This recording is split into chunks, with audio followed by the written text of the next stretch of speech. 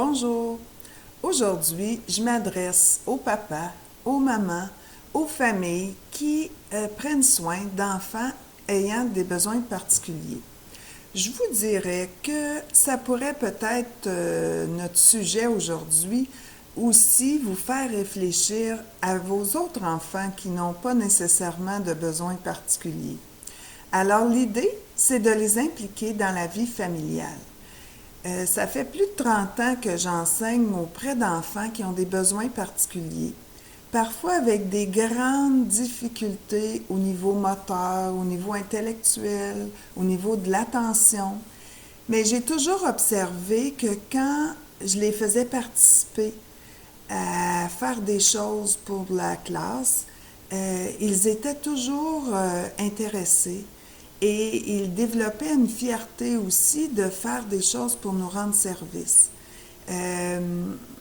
Et aussi, quand on travaille dans le quotidien des habiletés, mais on les travaille souvent, alors avec le temps, les capacités se développent. Donc aujourd'hui, j'aimerais vous proposer différentes façons d'impliquer votre enfant dans les activités quotidiennes à la maison. Puis, c'est sûr que peut-être que je vous entends déjà dire oui, mais ça va me prendre plus de temps, peut-être, mais de toute façon, très souvent, vous devez quand même avoir à l'œil vos enfants. Donc, les impliquer, ça va faire en sorte que vous allez pouvoir les surveiller et aussi les faire participer en même temps. Puis à la longue, ben, peut-être qu'ils vont développer un petit peu plus d'autonomie à faire ce que vous leur demandez de faire. Et aujourd'hui, dans mes propositions, je vais m'adresser à toutes sortes d'enfants. Donc, ça se peut qu'il y ait des choses que vous allez dire, mon enfant n'est pas rendu là, mais c'est quand même intéressant, je pense, de voir que peut-être un jour, on pourra aller là. Peut-être pas non plus, mais il y a quand même, je vous dis, des façons de faire participer des enfants qui ont quand même des grands besoins. Donc, voici, je vais commencer par tout ce qui a trait à la gestion des vêtements. Donc, le lavage, le séchage, le pliage et tout ça. Alors, pour ce qui est du lavage, ben, je pense que beaucoup d'enfants sont très capables, une fois qu'on a fait une pile de linge, de mettre tout ça dans la laveuse. Alors, on peut leur demander de faire ça avec ou sans aide selon leur capacité. Il y a même certains enfants qui ont des handicaps moteurs et qui doivent, dans leurs exercices de physio quotidien, doivent travailler la station debout. Alors, quand la hauteur de la laveuse est bonne, surtout si c'est une laveuse à chargement sur le dessus, on pourrait facilement mettre les vêtements sur la sécheuse. L'enfant, en appui sur la laveuse, pourrait transférer les vêtements. Ça pourrait aussi se faire si on met les vêtements sur la laveuse puis qu'il doit les mettre en dessous, mais là, ça demande un petit peu plus là, de capacité. Alors, c'est ma proposition pour le lavage. On pourrait aussi demander à l'enfant, une fois que c'est propre, dépendamment encore là, est-ce que c'est une lave... Ça dépend de sa grandeur, de sa capacité à rejoindre, mais vider la laveuse pour la mettre le linge propre dans un panier à linge ou encore mettre le linge propre dans la sécheuse, c'est des petites choses qu'on peut demander à l'enfant de faire. Oui, ça va plus vite si c'est moi qui le fais, mais peut-être que pendant qu'il fait ça, moi, je peux être occupée à trier une autre pile de linge ou peu importe, mais je peux le faire participer. Puis peut-être que j'ai pas toujours le temps, mais que des fois je l'ai, alors quand je l'ai, bien, j'en profite. Maintenant, si je suis quelqu'un qui étend mon linge sur la corde, je pourrais amener l'enfant dehors avec moi et lui demander un petit coup de pouce. Alors, ce que je propose, si la hauteur du panier à linge, parce qu'un panier à linge, c'est quand même assez haut, si ça rend difficile l'accès pour l'enfant, je peux très bien coucher mon panier à linge comme ceci, puis là, ben, j'ai beaucoup plus facilement accès. Même un enfant qui est en fauteuil roulant pourrait participer si je mets le plateau devant lui sur pas le plateau, mais le panier devant lui sur son plateau, il pourrait me donner tous les petits morceaux. C'est pas écrit à nulle part qu'il faut étendre tous les grands morceaux, puis après tous les petits morceaux. Alors, rien m'empêche, moi, de prendre les gros morceaux et entre les gros morceaux, l'enfant il a réussi à venir chercher une paire de bas ou une paire de caleçons, puis il me les donne pour que je les étende. Alors, je lui demande, « Hey, tu vas m'aider, donne-moi les morceaux, puis moi, je vais les étendre. » Alors, c'est une façon de l'impliquer. Il y a peut-être des jeunes qui vont aussi être capables de nous donner les grands vêtements pour qu'on les étende. Alors, ça, c'est selon les capacités. Une fois quand c'est le temps de ramasser le linge qui est sèche, donc, moi, je peux enlever le linge et demander à l'enfant de ranger les pinces à linge. S'il y a des enfants plus grands avec plus d'habileté, ils pourraient enlever les pinces à linge et les ranger dans le contenant à pinces à linge. Mais sinon, par exemple, pour l'enfant qui est en fauteuil roulant, ben, je vais privilégier, au lieu d'un sac pour ranger les épingles, je vais privilégier une boîte avec une grande ouverture. Et cette boîte-là peut aller sur le plateau du fauteuil roulant ou sur une table tout près de l'endroit où j'étends mon linge. Et moi, quand j'enlève un morceau, je mets les pinces à linge sur le plateau du fauteuil, puis l'enfant doit les prendre et les déposer dans le bac à épingles à linge. Donc, c'est une autre façon de faire participer. Maintenant, j'arrive au moment où je dois plier les vêtements. Alors, la même chose, moi, je peux prendre les gros morceaux et demander à l'enfant de me donner les petits morceaux pour que moi, je puisse les plier. Mais je peux aller plus loin dans ça. Une fois que j'ai tous les bas, par exemple, si mon enfant a la capacité, je peux lui demander de me donner 2 bas pareils pour que je les plie. Et pendant qu'il cherche les 2 bas pareils, bien, ça ne m'empêche pas, moi, de faire autre chose. Il y en a qui vont être capables de trouver les bas pareils dans une grosse pile comme ça, mais pour d'autres, ce que je pourrais faire, moi, c'est déposer sur la table, par exemple, 2 bas comme ça et demander à l'enfant, est-ce que tu peux me trouver l'autre bas qui est pareil? Puis là, il doit me donner celui-là pour que moi, je le plie. Mais ça se peut aussi, puis c'est bien correct, que vous êtes le genre de personne qui dit « Moi, je prends pas le temps de plier les bas, je les mets tous dans un tiroir. » Mais à ce moment-là, si le tiroir s'enlève, ce serait génial. Vous pourriez demander à l'enfant d'aller déposer tous les bas dans le tiroir. Alors, vous voyez qu'avec des petites choses simples, on peut faire participer quand même des enfants avec des grands besoins. Puis, ils vont pratiquer, à tout le moins, l'appréhension des objets, qui est quand même intéressant dans la vie quotidienne. Si tu peux prendre des objets, bien, tu peux jouer, tu peux peut-être t'alimenter, tu peux participer à des activités qui nécessitent de tenir des objets. Maintenant, toujours dans le même ordre d'idée du lavage, j'aimerais vous montrer un petit truc pour des enfants qui ont quand même un peu plus de capacité motrice. C'est peut-être pas votre enfant maintenant, mais ça le sera peut-être plus tard. Alors, pliez les débarbouillettes et les guenilles. Donc, la façon de faire, c'est de lui apprendre à prendre les 2 coins, puis aller les coller sur les autres, puis après tourner, puis faire la même chose. Donc ça, c'est ce qu'on vise idéalement. Mais on pourrait aussi, pour faciliter les choses, avoir un objet, ici c'est un calepin de téléphone qui est assez lourd, puis qui fait pas mal la moitié de la largeur de ma débarbouillette. Donc on montre à l'enfant à faire arriver son calepin ici, à venir prendre ça, puis l'apporter par-dessus. Puis après ça, l'enlever. Et je refais la même chose, puis je plie comme ça, puis je l'enlève. Pour certains, ça peut être plus facile de faire ça de cette façon-là, Parce que sinon, souvent, ce qui arrive, c'est qu'en pliant, ils vont aller trop loin ou des fois, ils vont même flipper la débarbouillette. Alors, utiliser un calepin comme ça, bien, ça va empêcher de faire ça. Donc, c'est quand même dans le pliage de linge quelque chose qui n'est pas trop difficile. Éventuellement, il y a aussi une façon de plier les t-shirts pour laquelle on va utiliser comme ça un carton. Mais j'irai pas là aujourd'hui là, parce que je veux rester quand même dans des choses assez simples. Bon, on a fait un petit peu le tour de qu'est-ce que vous pouviez faire au niveau du lavage ou du séchage ou de la gestion des vêtements pour demander à votre enfant d'aider. Maintenant, j'aimerais parler des jouets. Si vous avez des jeunes enfants, il y en a beaucoup et souvent ça traîne.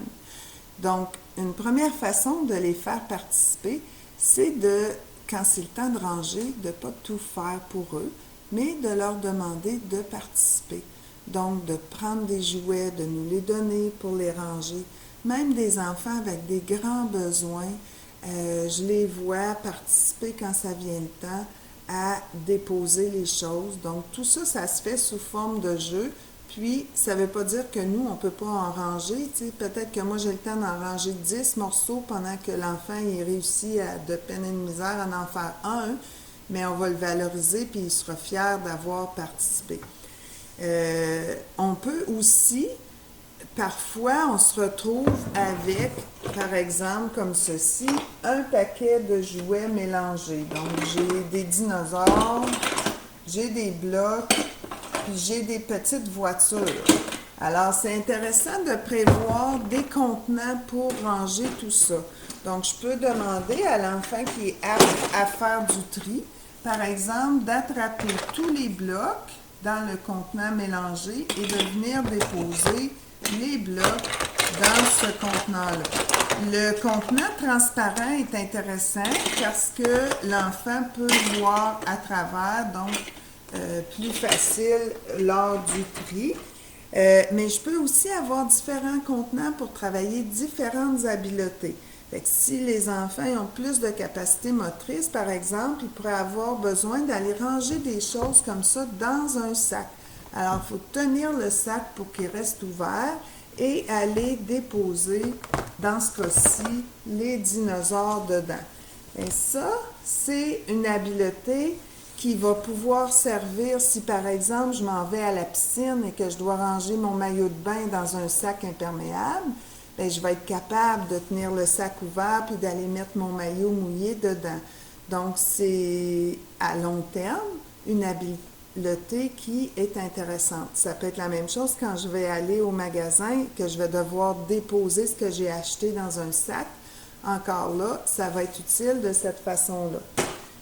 J'ai aussi, par exemple, pour mes petites voitures, un contenant comme celui-là, où je ne peux pas mettre les petites voitures par elles-mêmes. J'ai des petits compartiments pour les mettre. Ça, c'est une habileté un petit peu plus complexe, mais aussi intéressante parce que ça peut m'amener un jour à être capable de mettre ma brosse à dents dans mon étui à brosse à dents. Ou bien, je connais des ateliers de travail où ce qu'on demande aux personnes de faire, c'est de déposer, par exemple, des petites vis dans des petits contenants. Alors, encore là, c'est intéressant d'être capable de faire ça. Donc, ça, c'est pour ce qui est de juste le rangement des jouets. Mais, par exemple, si on veut se débarrasser de jouets, par exemple, les blocs, parce que les enfants ne jouent plus avec, ou simplement, on a besoin de les nettoyer. Ça, c'est quelque chose que les enfants aiment beaucoup participer. Donc, à ce moment-là, je vais utiliser un bac comme ça, transparent, ou pas, mais je pense que c'est intéressant qu'il soit. Et je vais mettre de l'eau savonneuse. Je prends toujours un savon doux, savon à vaisselle, c'est parfait. Je peux demander à l'enfant d'aller déposer tous les blocs dedans. La plupart des enfants que je connais adorent jouer dans l'eau. Donc, juste de brasser les jouets comme ça dans l'eau, ça va contribuer à les dépoussiérer, à tout le moins.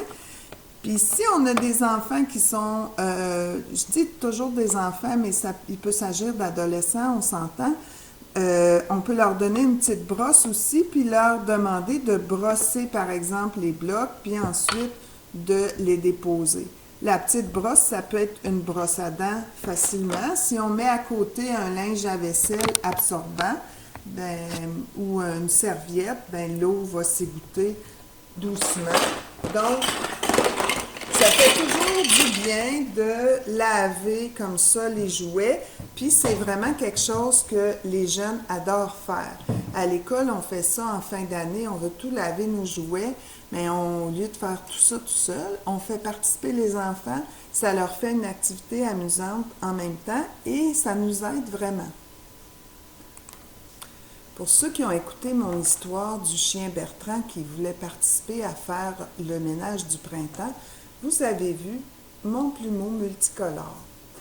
Mais même ça, ça peut être quelque chose que votre enfant peut faire d'aider à épousseter. Puis, c'est certain que c'est pas le temps là, d'avoir des critères de perfection. Mais dites-vous que le petit peu de poussière qui sera enlevé, ben, ça fera déjà ça. Ce plumeau-là, personnellement, je trouve que pour un enfant qui a des difficultés motrices, le manche est très long. Alors, mais c'est un manche qui est en métal, dans le fond, fait qu'on pourrait facilement briser un petit peu le plastique puis replier le métal pour qu'il soit plus facile à tenir.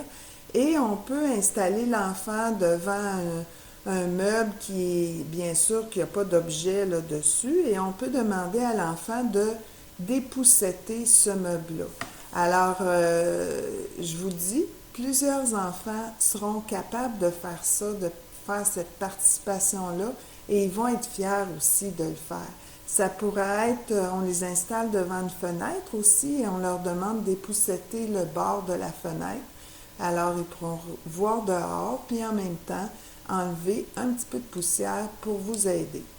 Alors, encore là, on n'est pas dans la performance, on est dans l'essai, dans la pratique. Et pendant qu'il dépoussette le bord de fenêtre, peut-être que vous avez le temps de laver votre fenêtre. Alors, vous avancez dans vos tâches et votre enfant se sent inclus et se sent accompagné parce qu'il est avec vous. J'ai aussi réfléchi à qu'est-ce que l'enfant pourrait faire pour vous aider dans sa chambre. J'ai pensé, c'est sûr qu'il y a tout ce qui concerne le rangement des jouets, s'il y a des jouets dans sa chambre, mais je me disais que quand ça vient le moment, par exemple, de changer le lit, ben peut-être qu'il pourrait être intéressé à vous aider à tirer les draps pour enlever les draps du lit pour pouvoir laver la literie. Il pourrait aussi avoir de l'intérêt si vous tirez un petit peu sur la tête d'oreiller, que là ensuite vous tenez l'oreiller, vous lui demandez de tirer sur la tête d'oreiller. Encore là, vous travaillez sa motricité et vous le faites participer. Donc, c'est ce que j'avais pensé là, qui pourrait être intéressant au niveau de la literie du lit. Mais ça pourrait être aussi de trouver tous les toutous pour les apporter, pour les laver. On peut même partir de la chambre avec un sac d'épicerie dans lequel on aura mis quelques toutous, où on aura mis les têtes d'oreiller, puis l'enfant doit tenir le sac pendant qu'on se rend avec son fauteuil roulant ou à pied, en marchant.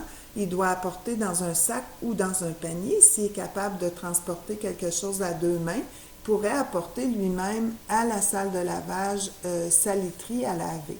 Donc, c'est toutes sortes de petites façons encore qu'on peut les faire participer à la vie quotidienne. Finalement, dans la cuisine, je vous dirais que beaucoup d'enfants peuvent très bien participer à mettre la table, par exemple. Ça se peut qu'ils ne sont pas rendus à mettre un couvert à chaque place, mais ils peuvent apporter une bouteille de ketchup sur la table. Une bouteille de ketchup, ça ne casse pas, il n'y a pas de danger, puis pourvu qu'elle est rendue à la table, ensuite on la placera. On pourrait apporter les napperons à la table, puis nous ensuite on les placera. et etc., selon leur capacité toujours. Maintenant, le lave-vaisselle.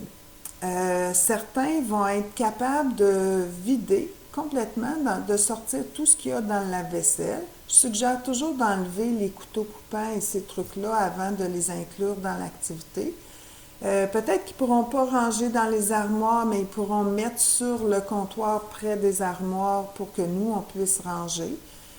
Si votre enfant n'est pas rendu à manipuler de la vaisselle fragile, bien à ce moment-là, on travaillera les ustensiles.